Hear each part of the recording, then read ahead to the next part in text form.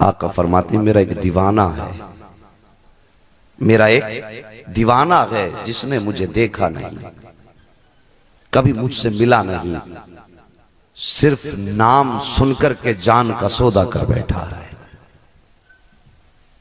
یہ بات کہی، پھر آقا فرماتے ہیں کہ میرے بعد عمر اور علی اس سے ملاقات کریں گے، اس کی پہچان یہ ہوگی بال گھنگرالے ہوں گے، کپڑے پرانے ہوں گے، لوگ دیوانہ کہیں گے، لیکن وہ اتنی عظمت والا ہے کہ جس کے لیے ہاتھ اٹھا دے گا اللہ کبھی اس کی دعا کو ٹالتا نہیں ہے۔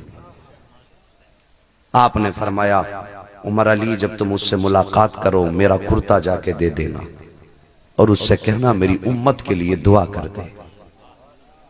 اب اندازہ کر سکتے ہیں آپ نبی جس سے دعا کے لیے کہے وہ امتی کتنی شان والا ہوگا کہ جانا میری امت کے لیے دعا کرانا، نام اویس ہے، قرن کا رہنے والا ہے، نام اویس ہے، قرن کا رہنے والا ہے۔ صحابہ کہتے ہیں آقا اگر اتنا ہی عشق کرتا ہے تو پھر ملتا کیوں نہیں آپ سے؟ آقا فرماتے ہیں اس کے آگے مجبوری ہے، اس کی بوڑھی ماں ہے، وہ نابینا ہے اور وہ اس کو چھوڑ کے نہیں جا سکتا۔ غور کرنا، میں پھر شاید تھوڑی نصیحت اس میں ہو جائے۔ آج اماں کو روتا ہوا چھوڑ کے حج پہ جاتے ہیں ہم اور وہاں سے لمبی داڑھی کر کے آتے ہیں، اماں کو رلا دیا حاجی بن کے آگے۔ وہ اماں کو روتا ہوا چھوڑ کے تو حج کرنے چلا گیا، تجھ سے کس نے کہہ دیا حرم میں تجھے جنت ملے گی؟ ماں کیا ہے سرکار ویسے قرنی سے پوچھ۔ ماں نابینا ہے، پیر دبا رہے ہیں، مدینے کی یاد آ گئی، رونے لگ گئے۔ ماں نے کہا اویس رو رہے ہو؟ کہنے لگی اماں بس یوں ہی میرے یار کی یاد آ گئی۔ کہا بیٹے میرے جیتے جی تو تم نہیں جا پاؤ گے، میرے مرنے کے بعد ان سے ملاقات کر لینا۔ بات چال دی سرکار ویسے کرنی، جنگلوں میں رہتے، جنگلوں میں رہتے، اور جب کوئی مدینے سے آتا نا دوڑ کے جاتے، کہتے کہاں گئے تھے؟ کہا مصطفیٰ کے شہر گئے تھے۔ تو کہتے لا تیرے قدم چوم لوں، تو نے میرے محبوب کا شہر دیکھا ہے۔ قسم خدا کی یہی زندگی بریلی کے احمد رضا کی تھی۔ اگر کوئی حج کر کے آتا، آپ فرماتے مدینہ گئے تھے؟ کہا ہاں۔ کہ گنبد خضرا بھی گئے تھے؟ کہا ہاں۔ تو کہتے لا تیری آنکھیں چوم لوں، تو نے گنبد خضرا کو دیکھا ہے۔ بلا وجہ میں اعلیٰ حضرت نہیں بنے۔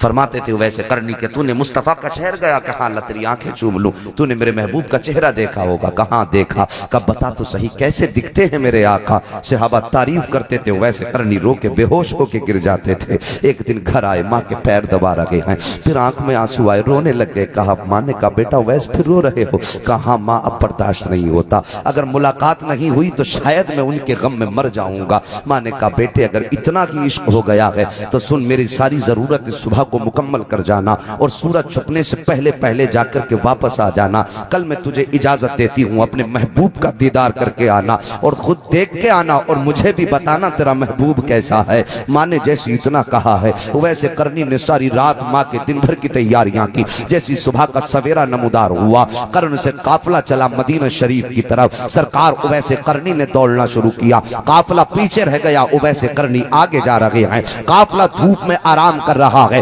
لیکن مصطفیٰ کا اویس کہیں قدم نہیں روک رہا ہے۔ صرف یہ فکر تھی کہیں ایسا نہ ہو مصطفیٰ کو دیکھنے سے پہلے اویس کو موت نہ آ جائے۔ یہ سوچ کر نہ سائے کی فکر کی ہے، نہ تپتے ہوئے صحرا کی فکر کی ہے، نہ دھوپ کی تمازت کی فکر ہے۔ اگر فکر ہے تو مصطفیٰ کے دیدار کی فکر ہے، اگر فکر ہے تو عشق مصطفیٰ کی فکر ہے۔ یہ سوچتے ہوئے دوڑتے چلے جا رہے ہیں۔ قافلہ تو آدھا راستہ طے کر پایا تھا، لیکن مصطفیٰ کا اویس مدینہ شریف پہنچ جاتا ہے۔ جیسے مدینہ شریف پہنچے ہیں، بچوں نے شور مچانا شروع کر دیا ہے کہ دیکھو آج مصطفیٰ کا عاشق آ رہا ہے، مصطفیٰ کا اویس آ رہا ہے، مصطفیٰ کا دیوانہ آ رہا ہے۔ سرکار اویس قرنی آئے، شہر مدینہ کی خاک اٹھائی ہے، اٹھانے کے بعد چومی، سر پہ ڈالی، بچوں کو سینے سے لگا کے کہنے لگے اے بچوں مبارک ہو، تم اس شہر میں رہتے ہو جس شہر میں میرا محبوب رہتا ہے، تم اس شہر میں سانسیں لیتے ہو جس شہر میں میرا مصطفیٰ جان رحمت سانسیں لیتا ہے۔ کبھی کسی کی پریشانی چوم رہے ہیں،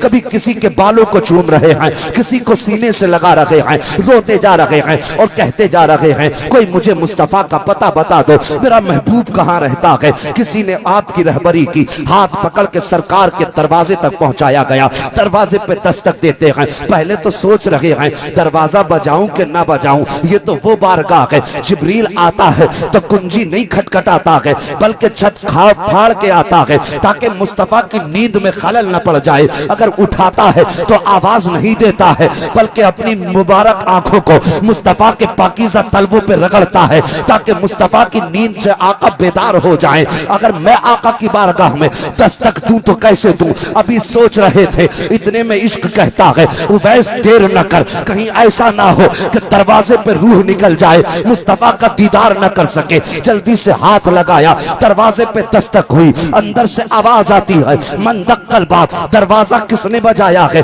عرض کرتے ہیں مصطفیٰ کا عاشق آیا ہے، قرن سے دیوانہ آیا ہے۔ اندر سے سیدہ عائشہ صدیقہ فرماتی ہے اویس کیسے آئے ہو؟ کہا مصطفیٰ سے ملاقات کے لیے آیا ہوں، اتنا سننا تھا۔ حضرت عائشہ صدیقہ فرماتی ہے اے اویس قرنی، جس محبوب سے ملنے کے لیے آئے ہو وہ ابھی ابھی مدینہ شریف سے باہر چلے گئے ہیں، اتنا سننا تھا۔ سرکار اویس قرنی کی چیخ نکل جاتی ہے، رو کے کہتے ہیں امی جان، اے مومنوں کی ماں، اتنا تو بتائیے مصطفیٰ کب تشریف لائیں گے؟ کب بتا کر کے تو نہیں گئے ہیں، لیکن تھوڑی دیر ٹھہر جاؤ، آقا آئیں گے ملاقات کر کے چلے جانا، اتنا سننا تھا۔ اویس قرنی کہتے ہیں کہ اگر آقا نہ سہی تو مصطفیٰ کا وہ بستر دکھا دو جس پہ میرا نبی تشریف رکھتا ہے، وہ جگہ بتا دو جہاں آقا آرام فرماتے ہیں، وہ مکان دکھا دو جس میں مصطفیٰ رہتے ہیں۔ سیدہ عائشہ فرماتی ہے میں تو پردے کے اندر چلی گئی، سرکار اویس قرنی آئے، کبھی اس دیوار کو چوم رہے ہیں، کبھی اس دیوار کو چوم رہے ہیں،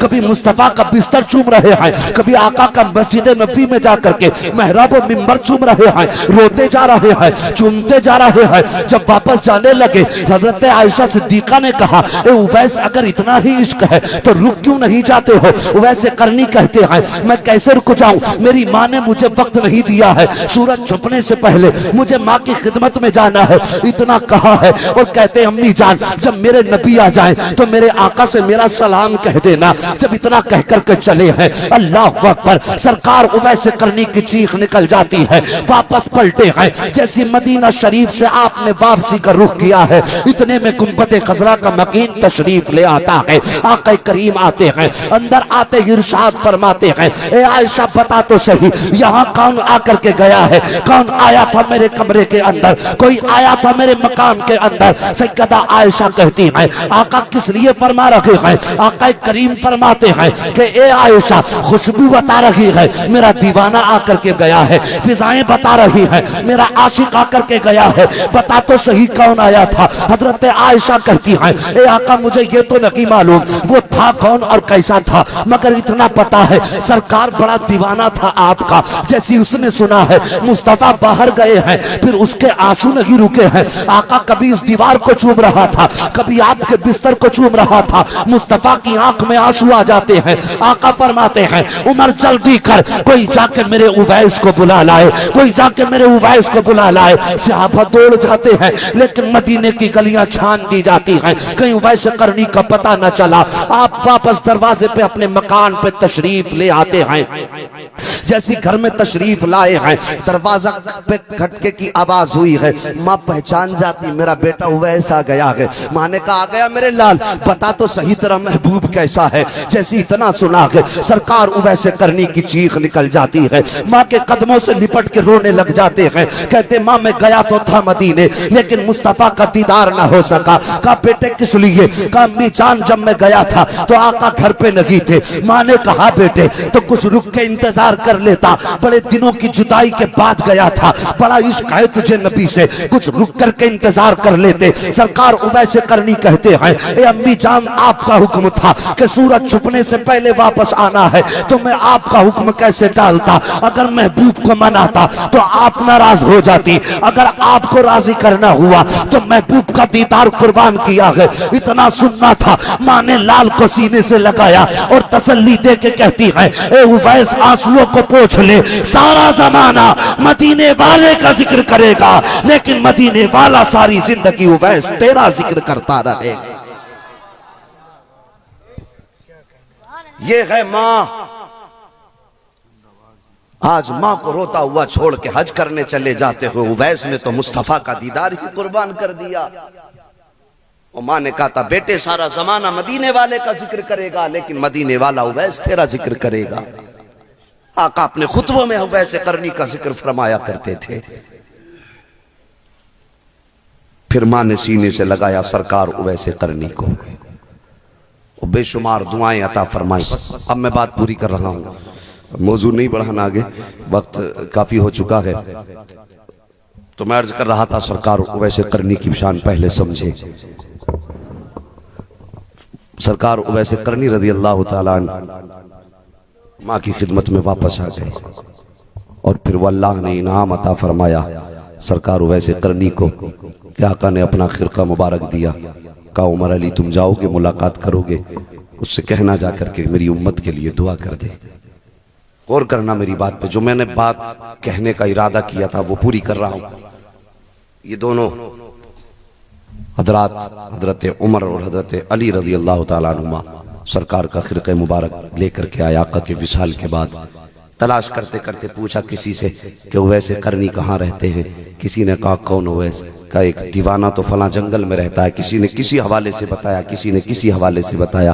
کہا وہ اونٹ چراتا رہتا ہے۔ جب جا کے دیکھا تو آپ اللہ کی عبادت میں مصروف تھے، اور جا کے ملاقات کی، اور واقعہ تو بڑا تفصیل سے بہت بڑی بات ہے، لیکن مختصر سے انداز میں جا کے دعا سلام کیا، اور اس کے بعد کہا لو اویس یہ مصطفیٰ جان رحمت نے آپ کو اپنا خرقہ مبارک عطا فرمایا ہے، اور ایک پیغام دیا ہے۔ کہا کون سا پیغام؟ کہا میرے اویس سے کہنا میری امت کے لیے دعائے مغفرت کر دے۔ اتنا کہا اور اتنا سنا۔ اس کے بعد آپ نے مختصر سے انداز میں یہ کہ اللہ کی بارگاہ میں سجدے میں سر رکھا، اور ہم گناہگاروں کے لیے دعائے مغفرت کرنے لگے، کہنے لگے اللہ میرے آقا کی امت کی مغفرت فرما۔ آواز آئی اویس ہم نے بنو کلب کی بکریوں کے بالوں کے برابر مصطفیٰ کی امت کی مغفرت فرما دی ہے۔ عرض کرتے ہیں اللہ تھوڑی اور بڑھا دے۔ بڑھتے بڑھتے بات یہاں تک پہنچی، آواز آتی ہے اویس ہم نے آدھی امت تیری دعا سے مصطفیٰ کی مغفرت فرما دی ہے۔ امت مصطفیٰ کی آدھی امت کی مغفرت تیری دعا کے صدقے میں بخش دی ہے۔ پھر کہتے ہیں اللہ اور بخش دینا۔ پھر آواز قدرت آتی ہے اویس تیرے حصے میں اتنی ہی تھی، اب آدھی امت ہم نے عبد القادر کے حصے میں رکھی ہے۔ آدھی امت عبد القادر کے حصے میں لکھی ہے۔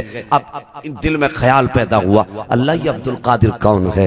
یہ کون ہے جس کے صدقے میں آدھی امت بخشی جائے گی؟ عرض کرتے ہیں پروردگار عالم وہ کون ہے؟ رب فرماتا سنو میرے محبوب کا بیٹا ہوگا، میرے محبوب کی اولاد میں پیدا ہوگا، نام عبد القادر ہوگا۔ اور سنو تو صحیح جب اس کا زمانہ آئے گا، اس کا زمانہ آئے گا، سارے زمانے کے ولیوں کا وہ سردار ہوگا، اور اس کی شان کا عالم یہ ہوگا کہ جب میں ایک زمانہ اس کا ایسا آئے گا، ایک دن میں اس کو منبر پہ کھڑا کروں گا اور اعلان کرواؤں گا کہ وہ منبر پہ کھڑے ہو کے کہے گا قدمی حاضی علی رقبت کل ولی اللہ۔ جب یہ اعلان وہ بغداد میں کرے گا تو دنیا میں جتنے بھی ولی ہیں سب اپنی اپنی گردنیں جھکا دیں گے اور اس کے قدم کو اپنی گردن پہ لے گے۔ اتنا سننا تھا سرکار اویس قرنی کہتے ہیں اے پروردگار عالم اس کا زمانہ جب آئے گا وہ جب کہے گا تب کہے گا تو گواہ ہو جا، اس کا اعلان بعد میں ہوگا۔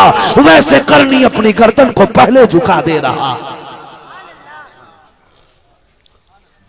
سرکار ویسے قرنی نے اپنی گردن جھکا دی سرکار غوث پاک کا قدم رکھنے کے لیے۔ اب ذرا سوچو تو صحیح اتنی شان والا اللہ، اس کی شان کیا ہے؟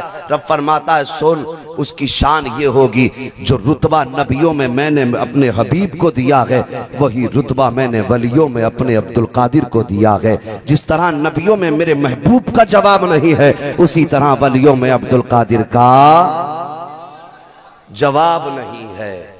تو اب اندازہ لگا سکتے ہیں اتنی شان والا، اور گردن جھکا دیتا اعلان سے پہلے کہ جب اس کا زمانہ ہوگا اللہ وہ تب اعلان کرے گا گواہ ہو جا، اس کے لیے آج گردن جھکا رہا ہوں۔ اللہ نے فرمایا عبد القادر کی دعا سے امت بخشی جائے۔